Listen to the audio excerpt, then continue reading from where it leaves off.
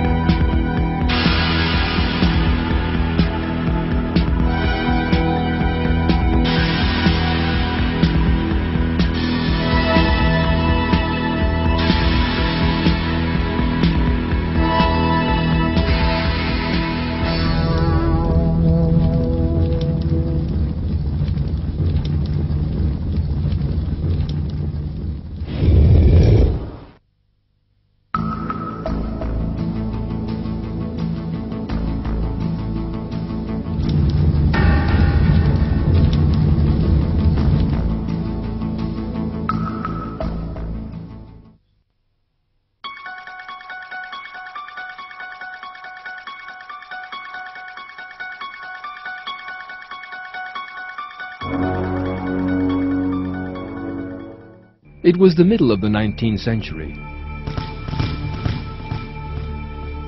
Two German philosophers living in England were trying to formulate an ideology that would rock the world. The first time they revealed their ideas was in the Communist Manifesto, which had been published some time before.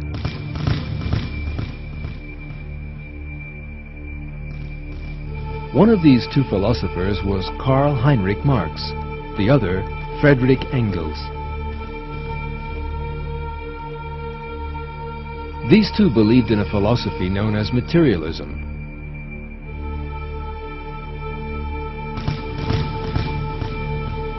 Which claims that nothing exists apart from matter.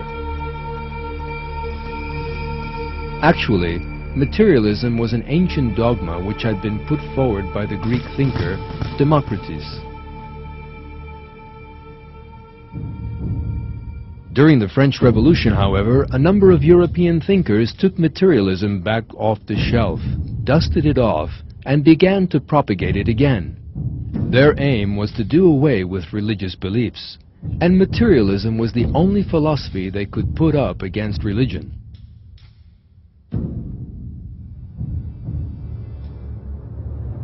While supporting materialism on the one hand, Marx and Engels turned to a method known as dialectics, which claimed that conflict was the basic law of nature. For that reason, their theories came to be called dialectical materialism. Dialectics was a hypothesis maintaining that all development in the universe comes about as a result of conflict. The two philosophers attempted to interpret the history of the world in terms of dialectical materialism. Marx wrote books on history and economics, attempting to make these conform to that dogma, and Engels did the same for science and philosophy. Furthermore, Marx tried to see into the future.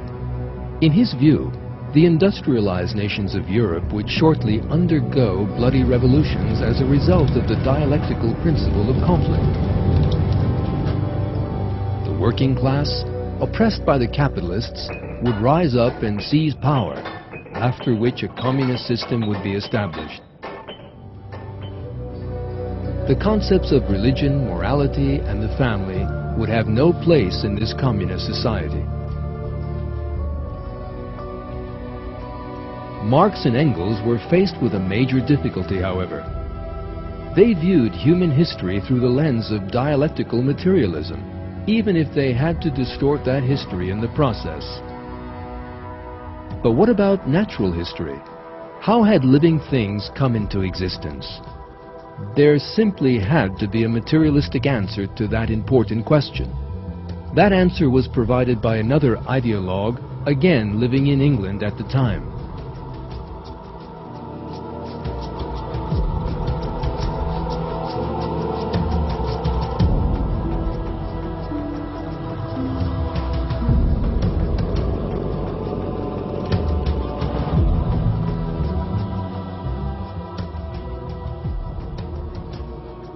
As the Royal Navy vessel, the Beagle, crossed the Atlantic Ocean on its voyage of discovery, it carried a young researcher on board,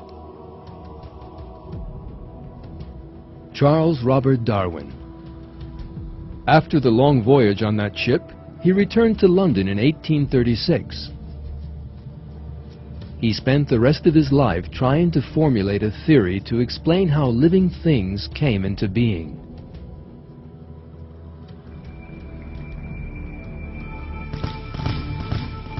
Darwin unveiled his theory in The Origin of Species, published in 1859.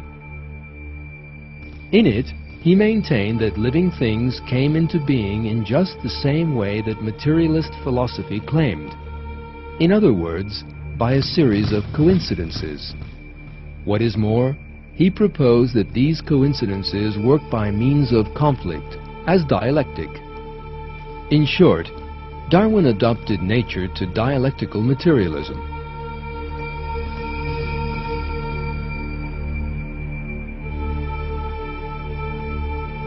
Darwin's theory had no scientific foundation.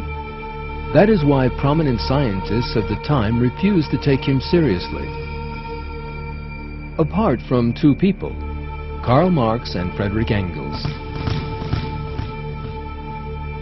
Just 1 month after the publication of The Origin of Species on December 12, 1859, Engels began a letter to Marx with the words,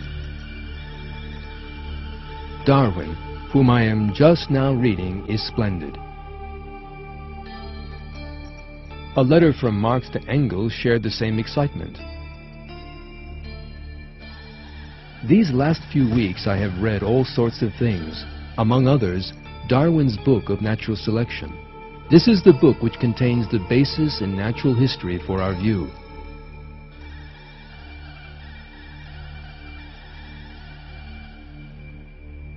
The relationship between Darwinism and Marxism grew even stronger. Marxists adopted the theory of evolution as their own scientific foundation. These duly spread under the influence of Darwinism. The books of Marx and Darwin appeared together in communist posters of the time.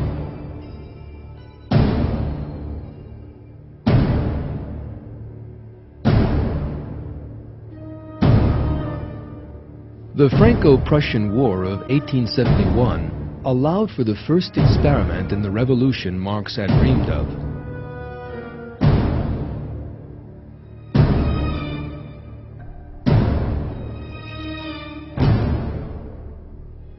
France was defeated, and the imperial administration overthrown, leaving a power vacuum.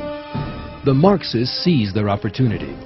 Together with other small socialist groups, they provoked an uprising in the capital, Paris, and established a commune, an administration based on communist principles. Under the new regime, Paris turned into a city of terror. Churches and government buildings were torn apart.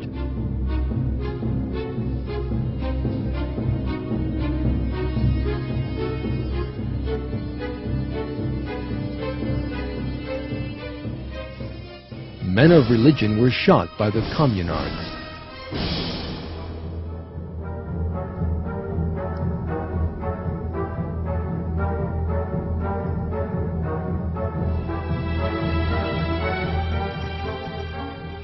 The streets were filled with barricades.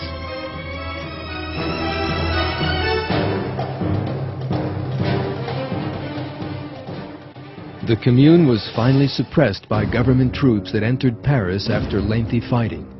The first experiment in communism had left 18,000 dead behind it.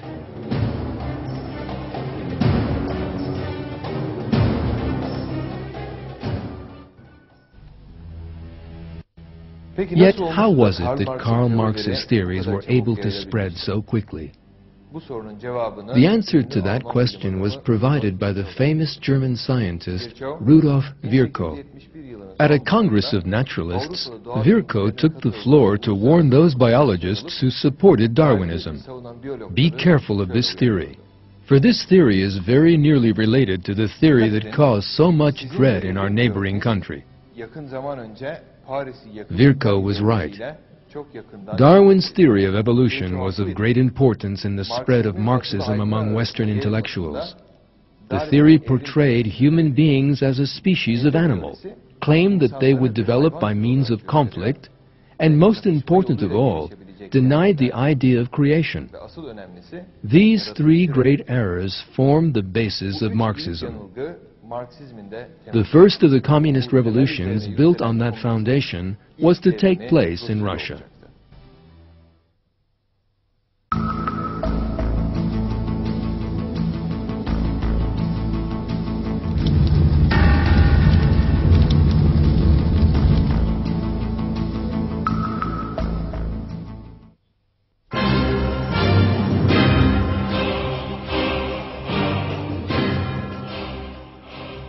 At the beginning of the 20th century, Russia was ruled by the Tsarist regime. However, revolutionary communist ideas were beginning to spread among an increasing number of workers. Part of the military apparatus had also come under the ideology's influence.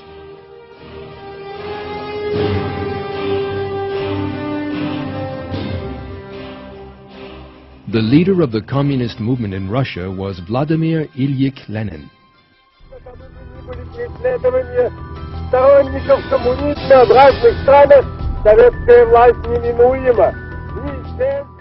The communist movement led by Lenin was known as the Bolsheviks. These believed that bloody revolution would be necessary for them to seize power.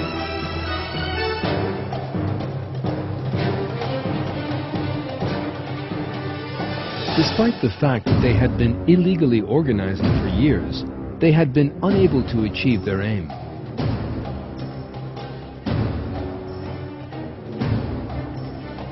The opportunity they were looking for came in 1914 with the outbreak of the First World War.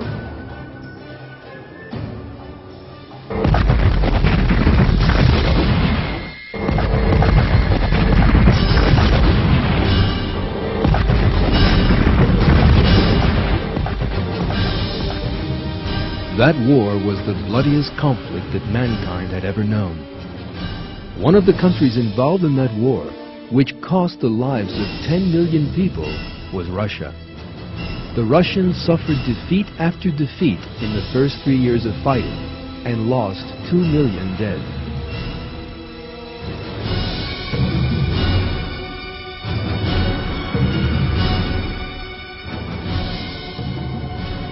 The suffering inflicted by the war dragged Russia towards revolution. In February 1917, army units in the capital, Petrograd, rebelled and took over the city.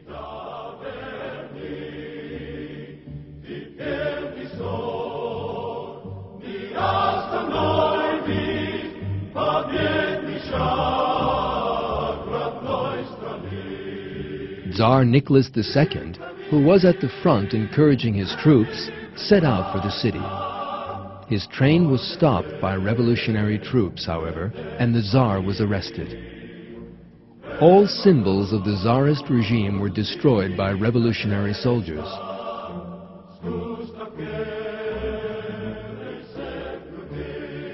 Supporters of the revolution rejoiced in the streets.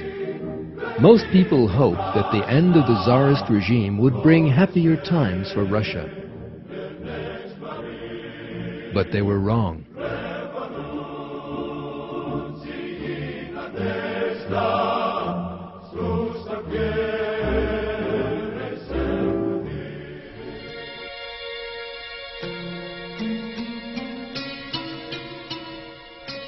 The Bolshevik contribution to the February 1917 revolution was actually quite minimal.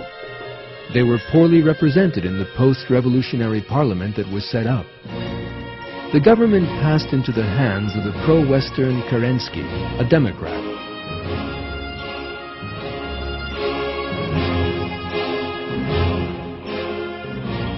Lenin, then in exile, ordered his men to give the new government absolutely no support.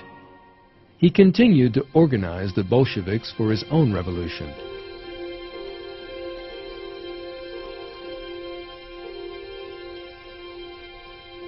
And in October 1917, he struck. Lenin's armed militants attacked the Winter Palace, the center of government. They killed those guards who resisted and carried out one of the easiest coups in history.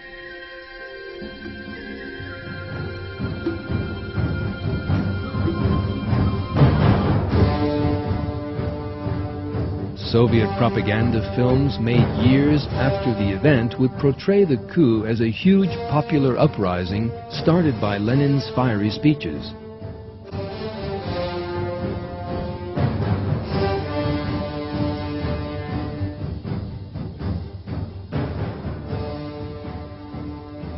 The fact was, though, that the number of people who attacked the palace was less than 100, and only 5 people died. Lenin started with a silent coup, yet things were not to remain so. The Bolsheviks attacked those army units still loyal to the Tsar. A terrible civil war began that would last for 3 long years.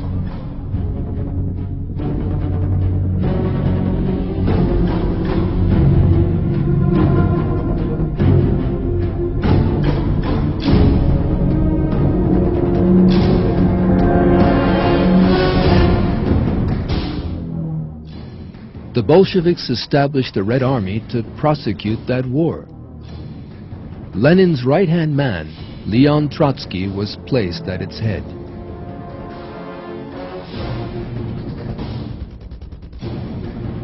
Red Army units and the secret police agencies set up by Lenin, known as the Cheka, had no compunction about using the most ruthless methods to deal with monarchists and other anti-communist groups. Tsar Nicholas II, his wife, and 5 children were executed by order of Lenin.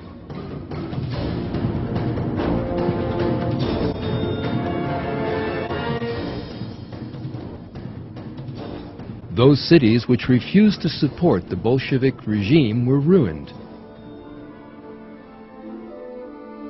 In telegrams to his militants, Lenin ordered that all those who opposed the communist regime should be shot.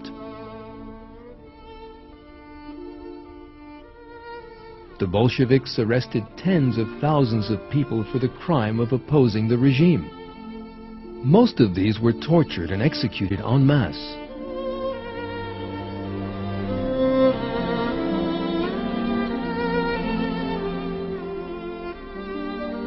The famous Russian writer Maxim Gorky described examples of Bolshevik savagery. In Tambov province, communists were nailed with railway spikes by their left hand and left foot to trees a meter above the soil, and they watched the torments of these deliberately, oddly crucified people. They would open a prisoner's belly, take out the small intestine, and nailing it to a tree or telegraph pole, they drove the man around the tree with blows, watching the intestine unwinding through the wound.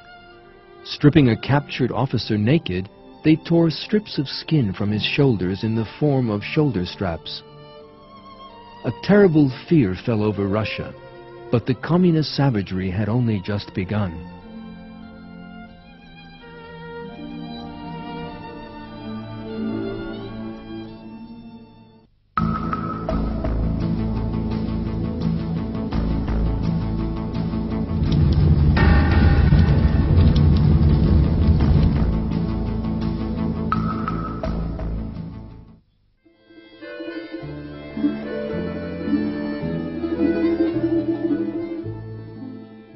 When the Bolsheviks came to power, most of the population of Russia lived in the villages,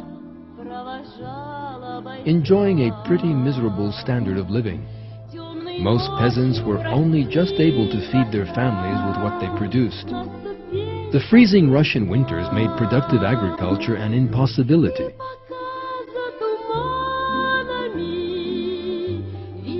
A decision taken by Lenin in 1918 inflicted an even worse disaster on millions of peasants who were already living in poverty. Private property was forbidden, and the peasants' goods were to be confiscated by the state.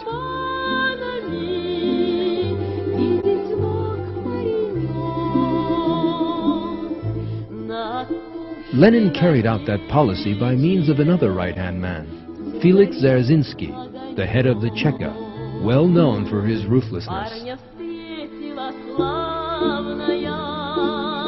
Cheka officers descended on villages all over Russia and began rounding up peasants' crops and livestock at gunpoint.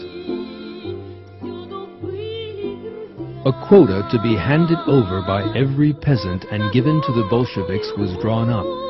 In order to meet that quota, most of them had to give up all that they possessed. Peasants who protested were silenced by the most savage means. On 14 February 1922, one inspector who visited the Omsk region wrote,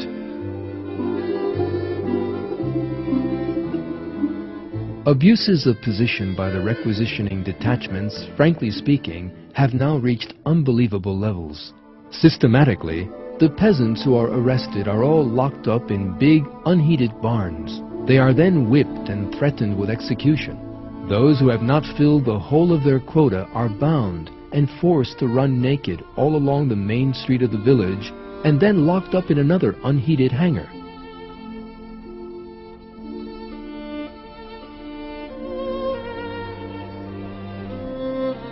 Lenin was enraged when he realized that the quota set for the villages would not be met. In 1920, he inflicted a fearful punishment on some regions that had resisted the requisitions. Not only would these peasants' crops be seized, but also all the seeds they possessed.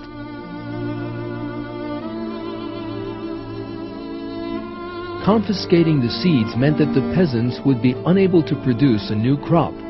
In other words, they would have nothing to eat. Then the famine began. 29 million people within the borders of Russia battled with starvation. In 1921 and 1922, 5 million starved agonizingly to death.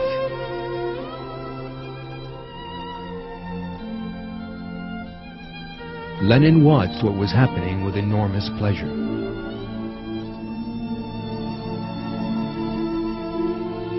In his view, the famine was most useful. He calculated that it would help to destroy people's belief in God and religion and make them bow their heads to communism.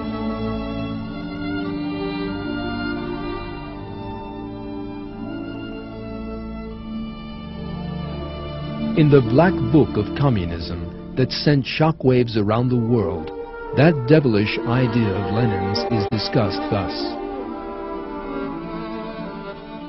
As one of his friends later recalled, Vladimir Ilyich Ulyanov had the courage to come out and say openly that famine would have numerous positive results. Famine, he explained, would bring about the next stage more rapidly, and usher in socialism, the stage that necessarily followed capitalism. Famine would also destroy faith not only in the Tsar, but in God too. This is what Lenin wrote to the members of the Politburo on March 19, 1922. The present moment favors us. With the help of all those starving people who are starting to eat each other, who are dying by the millions, and whose bodies litter the roadside all over the country, it is now and only now that we can and therefore must confiscate all church property with all the ruthless energy we can muster. Our only hope is the despair engendered in the masses by the famine, which will cause them to look at us in a favorable light, or, at the very least, with indifference.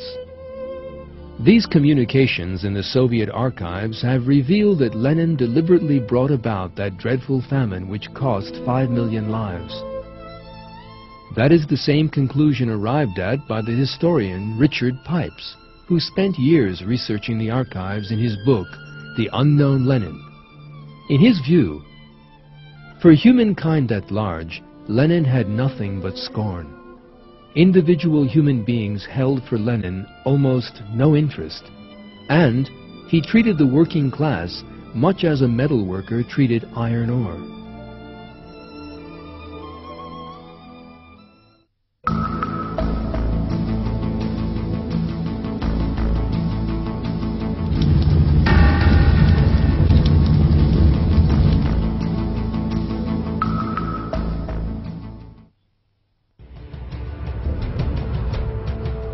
The reason why Lenin and the other Bolsheviks were so utterly ruthless was the dialectical materialist philosophy they so believed in.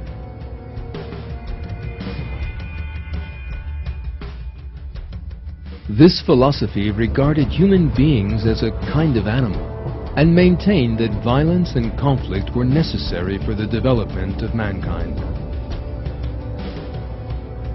Not only did Lenin regard human beings as a species of animal, he also employed animal methods to train them.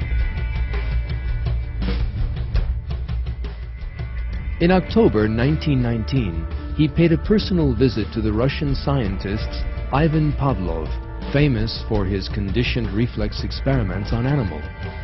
Lenin wanted to impose these conditioned reflex methods on the whole of Russian society. Pavlov was astounded. "I want the masses of Russia to follow a communistic pattern of thinking and reacting," Lenin explained. Pavlov was astounded. It seemed that Lenin wanted him to do for humans what he had already done for dogs. "Do you mean that you would like to standardize the population of Russia? Make them all behave in the same way?" he asked. "Exactly," replied Lenin. "Man can be corrected. Man can be made what we want him to be." The so-called scientific basis for that philosophy that regarded human beings as a species of animal was Darwin's theory of evolution. The theory of evolution was the most important ideological inspiration behind the communist movement in Russia. Darwin's The Origin of Species was translated into Russian at the end of the 19th century and was responsible for thousands of young Russians turning to atheism and communism. Russian communism was so tied to Darwinism that Georgy Valentinovich Plekhanov, widely regarded as the founder of the movement, clearly stated that he regarded Marxism as Darwinism in its application to social science. Plekhanov's student, Lenin, indeed applied Darwinism to society and mercilessly slaughtered whole societies he regarded as herds of animals.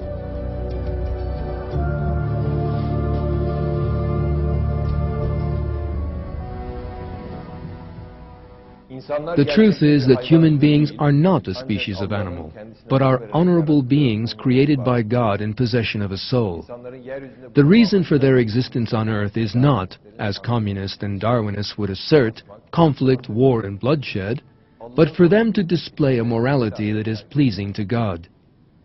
Only when man has understood this concept, in other words, only when he lives by true religion, will he find peace and happiness. The end of Lenin, who denied that fact, is a terrible warning.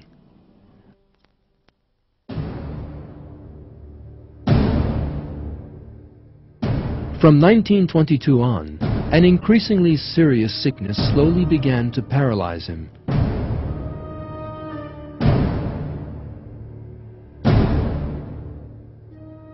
He spent most of 1923 in a wheelchair, suffering from terrible headaches.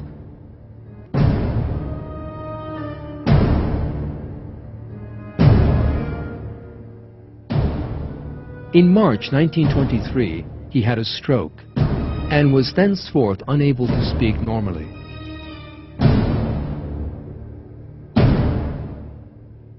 In the final months of his life, those who saw Lenin were terrified. His face had taken on a peculiar expression, and he was half mad. The final photograph taken of him shortly before his death was utterly ghastly.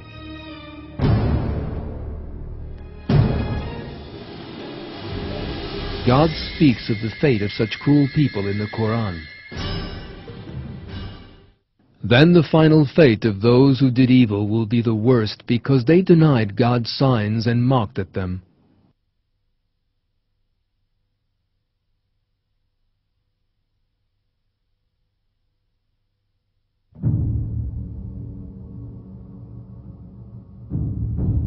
Lenin died on January 21st, 1924.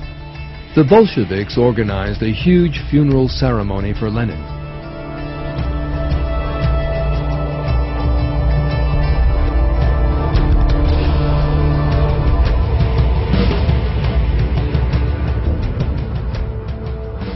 The leaders of the Communist Party decided to have his body, which had a tremendous importance for them, embalmed. Among those bearing Lenin's coffin was the next dictator of Soviet Russia, Joseph Stalin.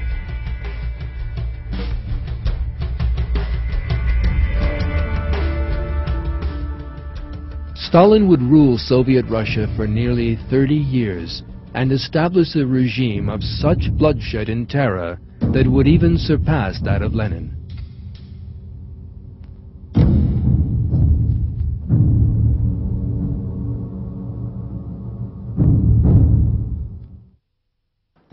All the historical facts we have so far considered have an important moral for mankind. False ideas can lead to disasters for people and societies. Communism is one such false idea, and it inflicted dreadful suffering on the world during the 20th century. One of the fundamental errors of communism is that it believes conflict to be an unchanging law of nature. The so-called scientific justification for this view is found in the theory of evolution, which says that the differences between people necessarily lead to war, fighting, and conflict. According to this view, called dialectics, every class, every nation, and every society is obliged to fight every other one, and this is a law of nature. That view stamped its mark all over the 20th century, and is the common inspiration behind both the communist savagery we have seen in this film, and also behind that of fascism, which appears to be the complete opposite of communism. It is only possible for mankind to escape this cycle of violence by coming to know the purpose behind his existence. Human beings are not a species of animal that emerged by chance and live only to fight, as Darwinists, communists, and fascists believe. Human beings are noble beings, created by God, and possessing His soul. And the purpose of man is to learn and to live by that pleasing morality that God has taught him. In the next section, we shall continue to examine the disasters that communist ideology, which rejects that truth, has inflicted on humanity. The Bloody History of Communism, Part 2. Stalin's regime of fear, death camps, and secret murders. The Soviet-Russian genocide of Muslims. Stalin's scientists killed for refusing to accept the theory of evolution. Do not miss The Bloody History of Communism, Part 2.